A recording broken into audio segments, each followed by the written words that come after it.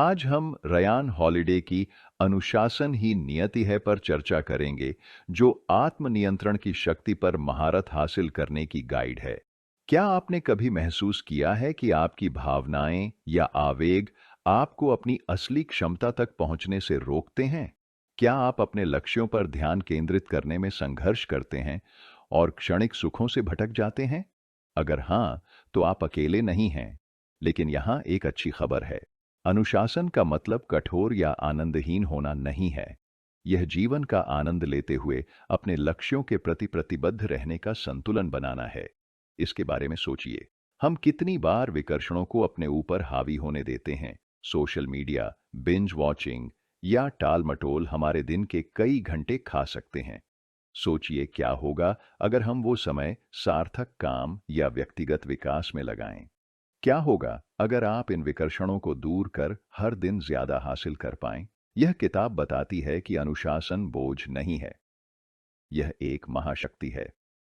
अपनी भावनाओं पर काबू पाकर, प्राथमिकताएं तय कर और सीमाएं निर्धारित कर आप अपने जीवन को बदल सकते हैं।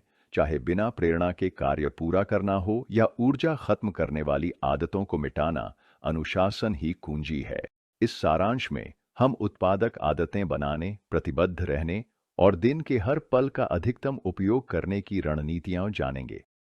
आप ऐसी समय प्रबंधन तकनीकें भी सीखेंगे जो आपको लचीला पर केंद्रित रखें। क्या आप अपने जीवन पर नियंत्रण लेने और उद्देश्यपूर्ण जीवन जीने के लिए तैयार हैं? चलिए शुरू करते हैं। सुबह को जीतें। क्या आप सुबह जल्दी उठते हैं? ज्यादातर लोगों के लिए सुबह 5 बजे बिस्तर छोड़ना एक असंभव चुनौती लगती है। कोई अपना दिन इतनी जल्दी क्यों शुरू करना चाहेगा? पर अनुशासित लोग ऐसा करते हैं, मजे के लिए नहीं, बल्कि मजबूत कारणों से। तो आप जल्दी क्यों उठें? क्योंकि जब दुनिया सोती है, सुबह के शांत घंटे आपको बेजोड़ ध्यान और ऊर्जा से काम करने का मौका देते हैं। सुबह की शुरुआत विकर्षणों से मुक्त होती है, जो रचनात्मक काम, नया सीखने या सपनों की ओर बढ़ने का सही समय है। आपका दिमाग सबसे तेज होता है और इस समय आप अपने सर्वोत्तम विचार उत्पन्न कर सकते हैं। अगर आप देर से उठते हैं, तो शायद आप अपने लक्ष्यों पर काम करने के लिए समय नहीं निकाल पाते। आपका दिन जल्द ही नौकरी, परिवार और रोजमर्रा के कामों में बीत जाता है, जो आपके विकास में मदद नहीं करते। इसके विपरीत, 1 घंटा पहले उठना आपकी उत्पादकता पर बड़ा असर डाल सकता है। यह आपको अपने जीवन की कमियों, लक्ष्यों और बेहतर परिणामों की योजना बनाने का मौका देता है। टोनी मॉरिसन का प्रेरक उदाहरण लें, जो 2 बच्चों की एकल मां थीं। रैंडम हाउस में संपादक की नौकरी उन्हें थका देती थी, जिससे कुछ और करने की ऊर्जा नहीं बचती थी। फिर भी टोनी ने लेखक बनने का सपना देखा। अपने जुनून के लिए वह केवल सुबह के समय में, बच्चों के जागने से पहले समय निकाल पाती थीं। हर सुबह वह भोर से पहले उठतीं, कॉफी बनातीं और अपने विचारों में खो जाती। इन्हीं शांत विकर्षण मुक्त क्षणों में उन्होंने लिखना शुरू किया। विकर्षणों से मुक्त होकर टोनी ने स्पष्टता और समर्पण से लिखा। उन्हें लगता था कि सुबह की शांति में उनकी रचनात्मक ऊर्जा सबसे प्रबल होती थी। सूर्योदय के बाद वे मां, गृहिणी और कर्मचारी की भूमिकाओं में व्यस्त हो जाती थीं। चुनौतियों के बावजूद टोनी ने कभी थकान को अपने ऊपर हावी नहीं होने दिया। उनके अनुशासन का फल मिला और 1970 में उनका पहला उपन्यास प्रकाशित हुआ। वर्षों में उन्होंने कई उपन्यास, बाल पुस्तकें, नाटक और कहानियां लिखीं। उन्हें नोबेल, राष्ट्रीय पुस्तक पुरस्कार और राष्ट्रपति स्वतंत्रता पदक मिला। टोनी मॉरिसन की कहानी हमें एक महत्वपूर्ण सबक सिखाती है। चाहे जीवन कितना भी व्यस्त हो, सुबह जल्दी उठना सपनों को साकार कर सकता है। सोचें, 1 घंटे के अतिरिक्त काम से आप क्या हासिल कर सकते हैं? अगली बार स्नूज दबाने से पहले अपने लक्ष्यों के बारे में सोचें। क्या वे प्रयास के लायक नहीं हैं? क्या आप अपने लिए उज्जवल भविष्य चाहते हैं? याद रखें, जब आप सोते हैं, दूसरे जल्दी उठकर आगे बढ़ रहे हैं। क्या आप उन्हें जीतने देंगे या अपने सपनों के लिए लड़ेंगे? आपके पूर्वजों ने भी सुबह की शक्ति को समझा था। वे भोर में खेतों की देखभाल, शिकार और रचना के लिए उठते थे। उनका जीवन सरल था, पर जिम्मेदारियां गंभीरता से लेते थे। आप भी बहुत कुछ कर सकते हैं। जल्दी उठना आपको वहां ले जाएगा। जल्दी उठें, दिन को जीतें और अपने लक्ष्य की ओर एक कदम बढ़ें। बस शुरुआत करें। अगली आदत जो आपको अनुशासित बनाएगी, वह है रोज आना, भावनाओं की परवाह किए बिना। अनुशासन यानी तय काम पूरा करना, चाहे आप अप्रेरित या निरुत्साहित हों। वजन कम करना चाहते हैं, 1 मील की सरल सैर से शुरू करें। वायलिन सीखना चाहते हैं, रोज सिर्फ 10 मिनट अभ्यास करें। किताब लिखने का सपना है, रोज कुछ पन्ने लिखने का संकल्प लें। बेहतर नौकरी चाहिए, नए ग्राहकों से लगातार जुड़ें। मुख्य बात यह नहीं कि आप कितना या कैसे करते हैं, बात यह है कि आप करते हैं। नतीजों पर आपका नियंत्रण नहीं, पर कार्यों पर है। हर दिन एक कदम अपने सपनों की ओर बढ़ें। यह निरंतरता आपको 90% प्रतिद्वंद्वियों से आगे रखती है। अधिकांश लोगों में कौशल या दृढ़ता की कमी होती है। वे सही पल, मूड या प्रेरणा का इंतजार करते हैं, पर सफलता उनकी है जो इंतजार नहीं करते। वे कार्य करते हैं। जब हार लगे, तब भी आगे बढ़ते रहें। शक, डर या बाधाएं आपको न रोकें। कौशल की कमी हो तो भी प्रयास ही अवसर लाता है। उदाहरण के लिए थॉमस एडिसन को लें। एडिसन ने अपनी सफलता का श्रेय प्रतिभा को नहीं दिया। उन्हें लगता था वे ज्यादा बुद्धिमान या कल्पनाशील नहीं थे। उनका राज। नमस्कार दोस्तों, आप यह बुक सुन रहे हैं बुकपीडियाज यूट्यूब चैनल के माध्यम से। अगर यह बुक आपको पसंद आई है तो मेरे यूट्यूब चैनल बुकपीडियाज को सब्सक्राइब करना मत भूलना। अथक प्रयास। एडिसन प्रेरणा की प्रतीक्षा नहीं करता था, वह बस काम करता रहा। उसका मानना था कि अगर कोई महान विचार आया तो उसे वहां होना चाहिए, वरना कोई और पकड़ लेगा। एडिसन के लिए प्रतिभा दुर्लभ नहीं, बल्कि लगातार मेहनत का परिणाम थी। रोज आकर, भावनाओं को नियंत्रित कर, समस्याओं से जूझकर उसने साधारण को असाधारण बना दिया। वह आविष्कार के लिए प्रेरित नहीं था, उसने बस जीवन को बेहतर बनाने वाले समाधान खोजे। एक और उदाहरण है लू गेहरिग, यांकीज के महान बेसबॉल खिलाड़ी। अनुशासन के लिए प्रसिद्ध गेहरिग घायल या थके होने पर भी अभ्यास नहीं छोड़ता था। उसने अपने कौशल सुधारने के लिए कड़ी मेहनत की, संदेह या ऊब को बाधा नहीं बनने दिया। एक समय जब अपनी स्थिति बनाए रखना मुश्किल हुआ, गेहरिग ने यांकीज छोड़ने पर विचार किया, लेकिन एक स्काउट ने उसे रुकने को कहा। औसत और महान खिलाड़ी में अंतर बताया, लगातार प्रयास। गेहरिग ने माना कि वह अपने कार्यों के परिणाम नियंत्रित नहीं कर सकता।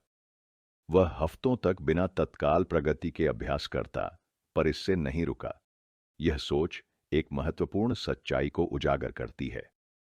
अकेली प्रतिभा कड़ी मेहनत और निरंतरता की बराबरी नहीं कर सकती।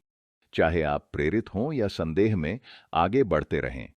याद रखें, कुछ करना, चाहे छोटा ही सही, कुछ न करने से बेहतर है। अनुशासन ही सफलता की नींव है। कमरे में सबसे बुद्धिमान होने पर भी बिना निरंतरता के महानता नहीं मिलेगी। एक उत्पादक दिन सपने पूरे नहीं करेगा, पर निरंतर प्रगति करेगी। आज का काम तुरंत नतीजे न दिखाए, पर कल इसका प्रभाव दिखेगा। अपनी भावनाओं पर काबू पाएं, उपस्थित रहें और प्रक्रिया में जुटे रहें। सफलता के लिए पूर्णता नहीं चाहिए, इसके लिए दृढ़ता की जरूरत है। असुविधा की तलाश करें। आधुनिक जीवन ने सब कुछ बहुत आसान बना दिया है। एक क्लिक से ऑनलाइन पैसे पा सकते हैं, गर्म खाना मंगा सकते हैं और घर बैठे खरीदारी कर सकते हैं। सोफे पर लेटकर पैसे कमा सकते हैं और ऑनलाइन खर्च भी कर सकते हैं। यानी आप अपना पूरा जीवन घर की सुविधा छोड़े बिना जी सकते हैं।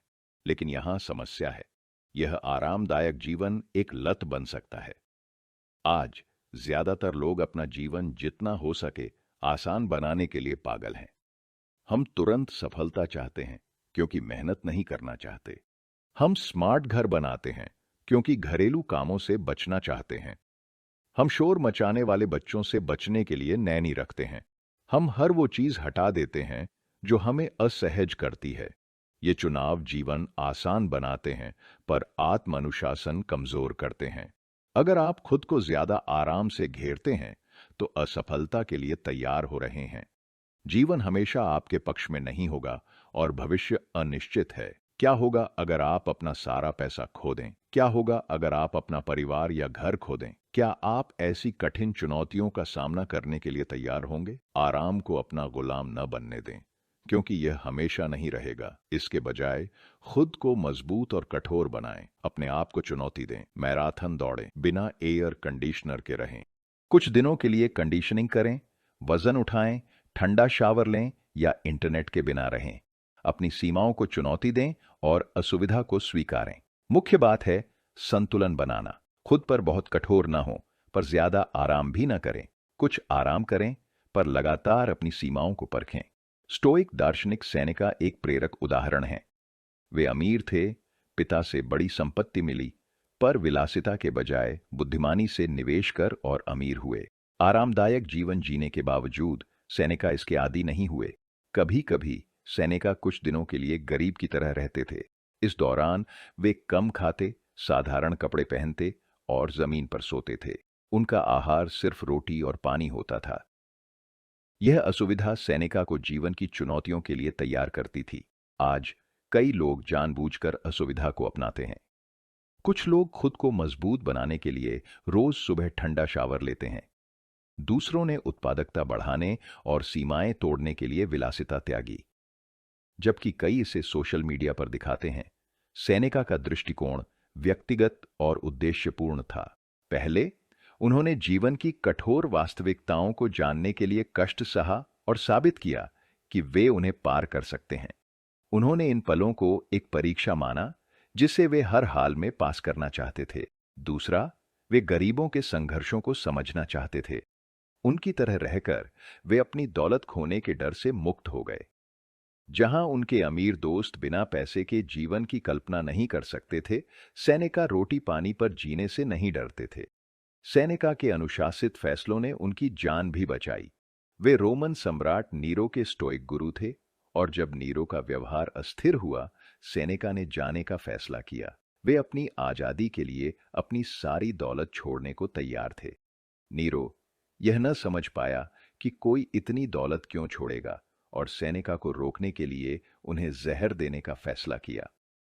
हालांकि सेनेका की सादगी भरी जीवन शैली जामुन और पानी पर रहकर उसे जहर से बचा दिया। कष्ट को अपनाने का उनका फैसला अंततः उनका जीवन बचा गया। तो आपके जीवन के फैसले क्या हैं? अगर जीवन आपको चुनौती दे, तो क्या आप उसका सामना कर पाएंगे? जीवन में वही जीतता है जो हर स्थिति से निपट सकता है। जीवन को थोड़ा कठिन बनाकर आप हर चुनौती का सामना करने को तैयार हो सकते हैं। असुविधा आपका दुश्मन नहीं है, यह आपका सबसे बड़ा गुरु है। आज से इसे अपनाएं और आप अपना मजबूत लचीला रूप पाएंगे। मुख्य बात पर ध्यान दें। मुख्य बात, सीमाएं तय करना सफलता की अनदेखी कुंजी है। बाधाओं को दूर करना न सीखें तो आप हमेशा पिछड़ जाएंगे। सफल लोग रोज एक मुख्य काम पर ध्यान देने का समय निकालते हैं। प्राथमिकताएं पूरी करने के बाद ही वे अन्य गतिविधियों में भाग लेते हैं। जब आप उत्तर पहचान लें, तो एक चीज चुनें और बाकी सबको ना कहें। हमेशा हाँ कहने से आप अपना करियर, मानसिक शांति और खुशी खो देते हैं।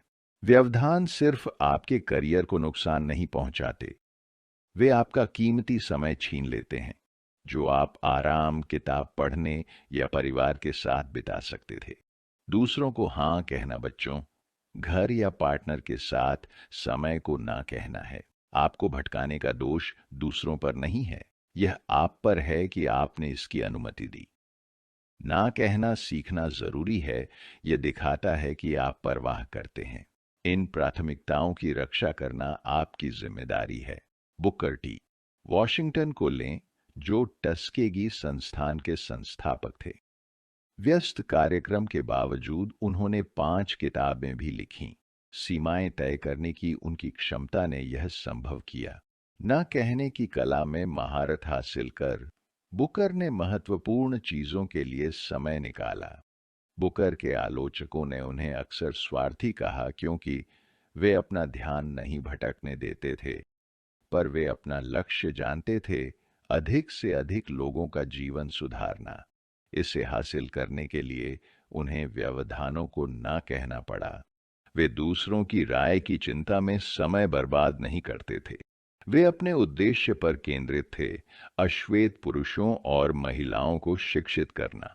ध्यान भटकने से वास्तविक बदलाव लाने के मौके छूट जाते। यह है हां कहने की कीमत। एक चीज को हां कहने का मतलब है किसी दूसरी चीज को ना कहना। आप परिवार के साथ समय, किताब लिखना या किसी की मदद करने का मौका खो सकते हैं। अगर आप प्राथमिकताएं नहीं तय करेंगे तो समय बर्बाद करने वाले लोग आपका शिकार कर लेंगे। नए रुझानों, अंतहीन पार्टियों या नौकरी बदलने का पीछा छोड़ें। सब कुछ आजमाने से आप कभी किसी में सफल नहीं होंगे। अपनी सीमाओं को पहचानना भी महत्वपूर्ण है। केवल उतना ही लें जितना आप संभाल सकते हैं। अगर ना कहने से डरते हैं तो अभ्यास शुरू करें। ना कहना अशिष्टता नहीं है, यह आपके जीवन की दृष्टि से जुड़ा है। विनम्रता से क्षमा मांगें और असंगत चीजों को अस्वीकार करें। अति प्रतिबद्धता थकान और लक्ष्य भटकाव की ओर ले जाती है। सब कुछ नहीं कर सकते, बहुकार्य एक मिथक है। सफलता सही चीजों पर ध्यान देने से आती है। हाँ कहने से पहले सोचें, इसके लिए क्या छोड़ना होगा। यह जवाब आपको प्राथमिकताओं की याद दिलाएगा। फोकस रखें, सीमाएं तय करें, मुख्य बात पर ध्यान दें। पूर्णतावाद एक दोष है। पूर्णतावाद क्या है? यह निर्दोष काम करने का जुनून है। हर काम के लिए अति उच्च मानक रखना पूर्णतावाद है। कभी कभी अच्छा, पर अक्सर अनुत्पादक और हानिकारक होता है। पूर्णतावाद की तुलना की जा सकती है। नमस्कार दोस्तों, आप यह बुक सुन रहे हैं बुक पीडियाज यूट्यूब चैनल के माध्यम से। अगर यह बुक आपको पसंद आई है तो मेरे यूट्यूब चैनल बुक पीडियाज को सब्सक्राइब करना मत भूलना। आत्मरति यह विश्वास से उपजता है कि आपका काम इतना मूल्यवान है कि लोग आपकी अगली रचना का बेसब्री से इंतजार कर रहे हैं। यह मानसिकता आपको सर्वश्रेष्ठ देने के लिए लगातार काम करने में फंसा सकती है, पर यह अनुशासन या उत्पादकता नहीं, आत्म केंद्रितता है। सच्चाई यह है कि ज्यादातर लोग आपके काम की उतनी परवाह नहीं करते जितनी आप सोचते हैं। हर कोई अपने जीवन में व्यस्त है। जो आपसे सच्चा प्यार करते हैं वे आपके काम की गुणवत्ता का न्याय नहीं करते, वे इसे सही या औसत होने पर भी सराहेंगे। पूर्णतावाद का खतरा यह है कि यह अक्सर अवसरों को गंवाने की ओर ले जाता है। सही नौकरी या परिस्थितियों की प्रतीक्षा करने से आप सुनहरे अवसरों को खो सकते हैं। आप एक काम पर अटक जाते हैं, आगे नहीं बढ़ पाते, जबकि कई अन्य उपलब्धियां हाथ से निकल जाती हैं। कुछ लोग पूर्णतावाद का इस्तेमाल टाल मटोल के लिए ढाल के रूप में करते हैं। वे कार्रवाई में देरी करते हैं, कहते हैं कि सही प्रेरणा या परिस्थितियों का इंतजार कर रहे हैं। वास्तव में वे खुद को धोखा दे रहे हैं। धीमी प्रगति के बजाय वे पूर्णता का पीछा कर असफल होते हैं। लक्ष्य का पीछा करते समय अपूर्णता के कारण नहीं रुकना चाहिए। खामियों के कारण प्रगति रोकना डर का संकेत है। इसके बजाय प्रेरणा की कमी होने पर भी आगे बढ़ना चाहिए। इस दुनिया में आपकी भूमिका है, जिसे पूरा करने के लिए दृढ़ता चाहिए। प्रसिद्ध कोरियोग्राफर मार्था ग्राहम का उदाहरण लीजिए। 1931 में वह माया एज़टेक संस्कृति से प्रेरित नृत्य पर संघर्ष कर रही थी। मार्था पूर्णतावादी थी, हर कदम की आलोचना करती थी। उसे डर था कि खराब प्रदर्शन उसकी प्रतिष्ठा को नुकसान पहुंचाएगा। पूरी सर्दी नृत्य बनाने में बिताई, पर असंतुष्ट रही। उसके प्रतिभाशाली नर्तकों को नई दिनचर्या पसंद आई। फिर भी मार्था सिर्फ खामियां देखती, आगे कैसे बढ़े यह तय नहीं कर पाई। सौभाग्य से उसे मार्गदर्शन देने वाला था उसका संगीत निर्देशक लुई हॉर्स्ट। लुई ने लगातार मार्था को निर्णय लेने और आगे बढ़ने के लिए प्रेरित किया। उसने याद दिलाया कि प्रगति महत्वपूर्ण है, चाहे वह अपूर्ण ही क्यों न हो। उनके समर्थन से मार्था ने नृत्य पूरा किया। यह निर्दोष नहीं था, लेकिन पूरा हो गया था। लियोनार्डो दा विंची को भी ऐसे ही संघर्षों का सामना करना पड़ा। उन्हें अक्सर अपने चित्र पूरे करने में कठिनाई होती थी। स्टीव जॉब्स भी मैकिन्टोश बनाते समय पूर्णतावाद से जूझते रहे। पूरा होने पर भी वे इसे जारी करने में हिचके, जिससे एप्पल से निकाले गए। राल्फ एलिसन ने कई पांडुलिपियां लिखीं, पर दूसरी किताब कभी प्रकाशित नहीं कर पाए। रचनाकारों के लिए पूर्णतावाद बहुत हानिकारक हो सकता है। यह उन्हें अटका सकता है, आगे न बढ़ पाने और चिंता से भर सकता है। रचना प्रक्रिया आनंददायक होनी चाहिए, पर इसे भूलने पर सिर्फ निराशा बचती है। अगर पूर्णतावाद से अटके हैं, तो आपको एक धक्के की जरूरत है, चाहे खुद से या दोस्त से। पूर्णतावाद से मुक्त होना जरूरी है। प्रेरणा की प्रतीक्षा छोड़ अपने काम में जुट जाए और उसे पूरा करें। इसे खत्म करो। आखिर अगर वो प्रेरणा कभी ना आए जिसका इंतजार है, क्या आप हमेशा फंसे रहेंगे? अपूर्ण प्रगति भी ठहराव से बेहतर है। क्या आप फिर उठ सकते हैं? अनुशासित होना असफलता से बचना नहीं है। यह है जब जिंदगी गिराए आप फिर उठ सकें। चुनौतियां, बाधाएं, हार अनिवार्य हैं। असल में आपकी प्रतिक्रिया मायने रखती है। अगर फिर उठने का संकल्प है, तो आप सीखेंगे, बढ़ेंगे। पर हार मानकर रुक जाएंगे तो हारे ही रहेंगे। जिंदगी परफेक्ट नहीं, इंसान भी नहीं। आपसे गलतियां होंगी। उन गलतियों को स्वीकारना जरूरी है। पूर्णतावादी हैं, अपनी कमियों को गले लगाएं, वरना हर असफलता दुर्गम लगेगी, उठना मुश्किल होगा। आगे बढ़ने की कुंजी अहम छोड़, गलतियों से सीखें। आपके पास जिम्मेदारियां हैं, एक जीवन है और एक भविष्य बनाना है। आप यहां कुछ गलतियों से हारने के लिए नहीं हैं। आप एक मिशन के लिए हैं, जिसमें हर हाल में लड़ना शामिल है। सच्चे पेशेवर कभी हार नहीं मानते। वे काम करते रहते हैं, क्योंकि वे अपने काम से प्यार करते हैं। जब आप अपने लक्ष्य से जुड़े हों, तो असफलता अंत नहीं होती। यह आपकी यात्रा का बस एक और कदम है। तो क्या एक असफलता आपकी खुशी और उद्देश्य छीन लेगी? फ्लॉयड पैटरसन को लें, जो 1968 में हैवीवेट खिताब हार गए। फ्लॉयड ने कड़ी मेहनत की थी, पर कुछ कमी थी। कुछ ने कहा उनमें प्रतिबद्धता की कमी थी। कुछ का मानना था कि उन्होंने जीत की भूख खो दी थी। फ्लॉयड ने माना कि अति आत्मविश्वास ने उन्हें लापरवाह बनाया। रिंग में साफ था कि फ्लॉयड जीत के लिए तैयार नहीं थे। उनके घमंड ने लड़ाकू जज्बे पर पर्दा डाला, प्रतिद्वंद्वी को कम आंका। यह गलती उन्हें चैंपियनशिप की कीमत चुकानी पड़ी। फ्लॉयड 7 बार गिराए गए। तीसरे राउंड तक लड़ाई खत्म हो गई थी। ज्यादातर मुक्केबाजी चैंपियनों के लिए खिताब खोना करियर का अंत होता है। फ्लॉयड का भी यही हाल होता अगर उसे एक अनपेक्षित पत्र न मिला होता। पत्र आर्ची मूर से आया था, एक मुक्केबाज जिसे फ्लॉयड ने एक बार हराया था। आर्ची ने हार के बाद आने वाली अंधेरी भावनाओं के बारे में लिखा, जिसे वह गहराई से समझते थे।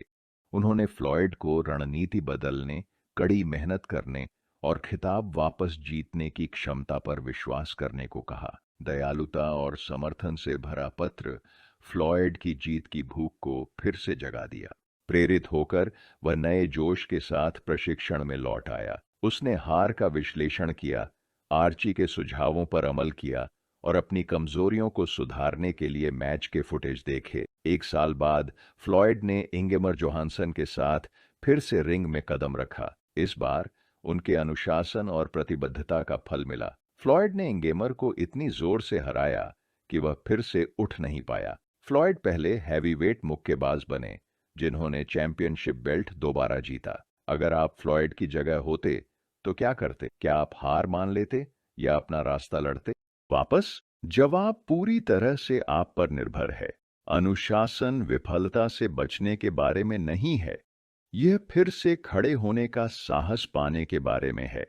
फ्लॉयड की तरह आप भी मजबूत होकर फिर से उठ सकते हैं। विफलता पर आपकी प्रतिक्रिया आपका भविष्य तय करती है। अगली बार जब जीवन चुनौती दे, पूछें, क्या मैं फिर उठ सकता हूं? पैसा एक खतरनाक उपकरण है।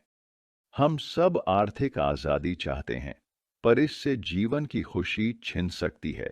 गरीब लोग अक्सर भविष्य के लिए वर्तमान की खुशी त्याग देते हैं। वहीं अमीर लोग बिना सोचे पैसा उड़ा देते हैं, भविष्य की चिंता किए बिना। दोनों ही दृष्टिकोण सही नहीं हैं। जीवन में संतुलन जरूरी है। पैसा हो तो खर्च करें, पर सिर्फ जरूरी और सार्थक कारणों के लिए। पैसा न हो तो मेहनत करें, पर जीवन का आनंद लेना न भूलें। उदाहरण के लिए महान अमेरिकी बेसबॉल पिचर बेबे रूथ को लें। उन्होंने राष्ट्रपति से भी ज्यादा कमाया, पर भविष्य की चिंता किए बिना सब उड़ा दिया। रूथ ने न बचत की, न निवेश। उन्होंने शान से खर्च किया और बाद में अपनी फिजूल खर्ची पर पछताया। यांकीज के साथ अपने करियर की चोटी पर रूथ महीने के $6,000 कमाते थे, जो उस समय बहुत था। उन्होंने एक मोटरसाइकिल खरीदी और वेतन बढ़ने पर स्पोर्ट्स कार ली। रूथ की खर्च करने की आदतें तेजी से बढ़ती गईं। वे महंगे चमड़े के कोट, हीरे की पिन और रेशमी कमीज पहनते थे। पत्नी से झगड़े की अफवाहों पर रूथ ने उसे $5,000 का कोट खरीदकर मनाया। यांकी के आर्थिक संकट में भी रूथ शानदार पार्टियां देते और टीम के लिए होटल बुक करते थे। एक बार जब एक होटल में पियानो नहीं था, तो उन्होंने वहां के लिए एक खरीद दिया। रूथ खेल में प्रतिभाशाली था, पर वित्त में अनजान था। उसे लगा पैसा हमेशा आता रहेगा, बेसबॉल छूटने पर क्या होगा, ये नहीं सोचा। कई लोगों की तरह रूथ ने बचपन की कमियों को पैसे से भरने की कोशिश की। प्यार या जरूरतों की कमी वाले लोग अक्सर धन से अपना मूल्य साबित करते हैं, लेकिन कोई भी धनराशि सच्ची खुशी नहीं खरीद सकती। अमीर गरीब सभी को संघर्ष है, कोई पूरी तरह स्वतंत्र या खुश नहीं है। पैसे का मकसद स्वतंत्रता खरीदना है, खुशी नहीं। जब जरूरतें पूरी हों और अवसर मिले तो आभारी रहें, पर जब पैसे की चिंता हो तो आप इच्छाओं के गुलाम बन जाते हैं। फैसला आपका है।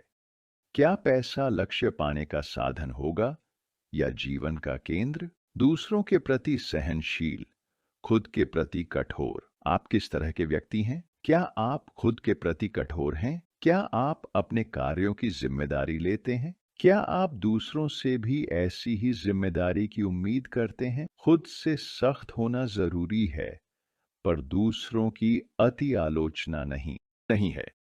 आप सिर्फ अपने कर्म नियंत्रित कर सकते हैं, दूसरों के नहीं। अगर आप हमेशा दूसरों की कमियां निकालते रहेंगे, तो खुद ही दुखी होंगे। वे तो अपनी जिंदगी का मजा लेते रहेंगे। अपने मानकों से जियो, दूसरों को उनके हिसाब से जीने दो। मजबूत और अनुशासित बनने के लिए रोज आत्म अनुशासन का अभ्यास करें। यानी अपने फैसलों की जिम्मेदारी लें, अपने कामों पर सवाल करें और सीखते बढ़ते रहें। अपने लिए ऊंचे मानक रखने में मेहनत और प्रतिबद्धता चाहिए। पर यह भी माने कि कुछ लोग आराम से जीना पसंद करते हैं। उन्हें पार्टी, शराब या कुछ न करना अच्छा लगता है। उनकी पसंद को स्वीकारें और कमियों की जगह अच्छाइयां देखें। कोई पूरी तरह अच्छा या बुरा नहीं होता। हम सब में अच्छाइयां और कमियां दोनों हैं। फर्क यह है कि हम बदलाव को कैसे देखते हैं। कुछ लोग चुनौतियां लेते हैं, कुछ साधारण जीवन से खुश रहते हैं। दूसरों को सहन करना आसान लगे, पर यह एक कठिन कौशल है। अगर आप प्रतिभाशाली या महान नेता हैं, टीम की सामान्यता स्वीकारना मुश्किल हो सकता है। उनकी गलतियां या अपेक्षाओं को पूरा न करना आपको निराश कर सकता है। आप सोच सकते हैं कि वे आपका अनुसरण क्यों नहीं कर पाते, लेकिन सच्चाई यह है, लोग अलग अलग होते हैं। हर किसी में एक जैसा जुनून, प्रतिभा या बुद्धि नहीं होती। जो आप एक दिन में सीखें, उसमें दूसरों को हफ्ते लग सकते हैं, और यह ठीक है। जब आप सहिष्णु नेता बनते हैं, लोग आपसे सीखने का आनंद लेते हैं। आपका लक्ष्य सबको बदलना नहीं, बल्कि प्रेरित करना है। विनम्र बने, असभ्य नहीं। उदाहरण के लिए रोमन दार्शनिक काटो द यंगर को लें। वह अनुशासन और सादगी का प्रतीक थे, कभी धन का प्रदर्शन नहीं किया।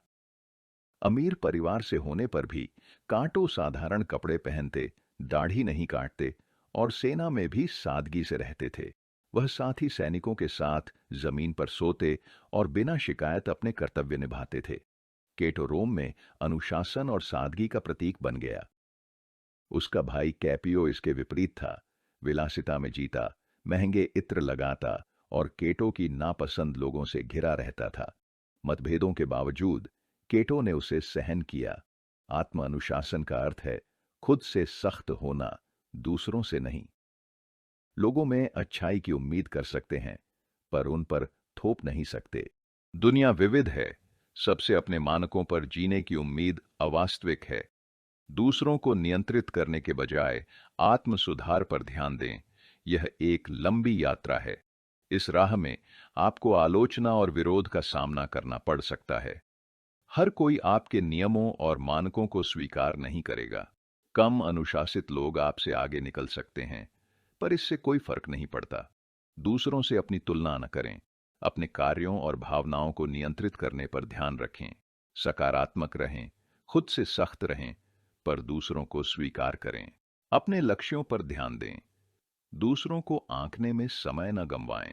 अपनी पसंद की जिंदगी जिएं और दूसरों को भी जीने दें। और अब हम इस सारांश के अंत में पहुंच गए हैं। आइए एक पल लें।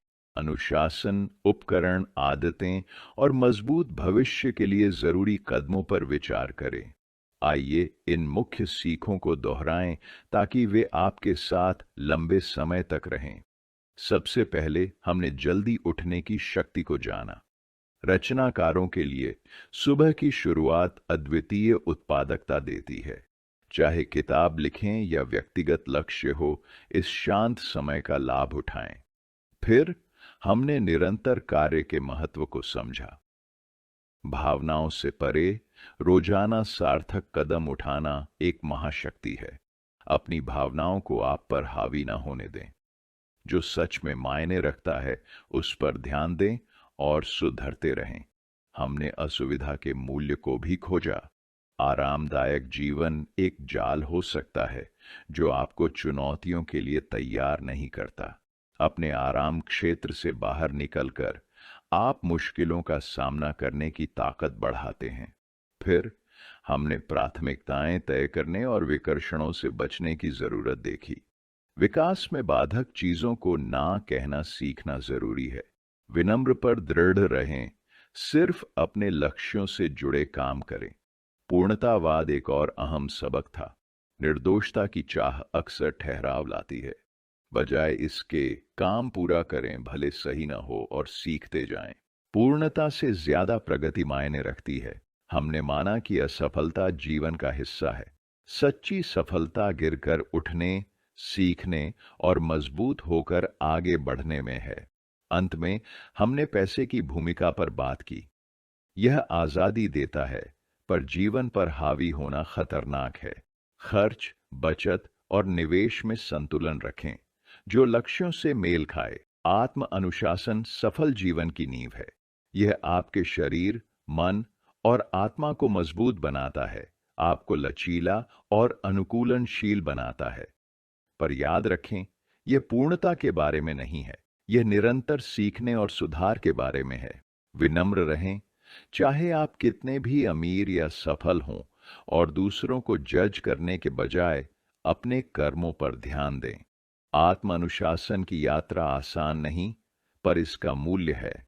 रोज अनुशासन का अभ्यास करके आप अपनी क्षमता को खोलेंगे और महानता पाएंगे। तो इन सबक को लें, लागू करें और अनुशासन को आपको सार्थक, सफल जीवन की ओर ले जाने दें। रयान हॉलिडे की डिसिप्लिन इज डेस्टिनी के इस सारांश को सुनने के लिए धन्यवाद। अगर आप यहाँ तक पहुँचे हैं तो यह आपकी व्यक्तिगत विकास और आत्म अनुशासन की प्रतिबद्धता दिखाता है। अगर यह सारांश उपयोगी लगा तो कृपया वीडियो को लाइक करें, शेयर करें और चैनल को सब्सक्राइब करें। मुझे कमेंट्स में आपके विचार सुनना अच्छा लगेगा। आपको सबसे ज्यादा क्या प्रभावित किया? क्या जल्दी उठना, असुविधा स्वीकारना या फिर निरंतर कार्य की शक्ति? मुझे बताइए, आपकी सफलता छोटे, अनुशासित कदमों से शुरू होती है और मैं आपका साथ देने के लिए यहाँ हूँ। और सशक्त सारांशों के लिए जुड़े रहें और याद रखें, अनुशासन बोझ नहीं है, यह आपकी क्षमता को खोलने की कुंजी है।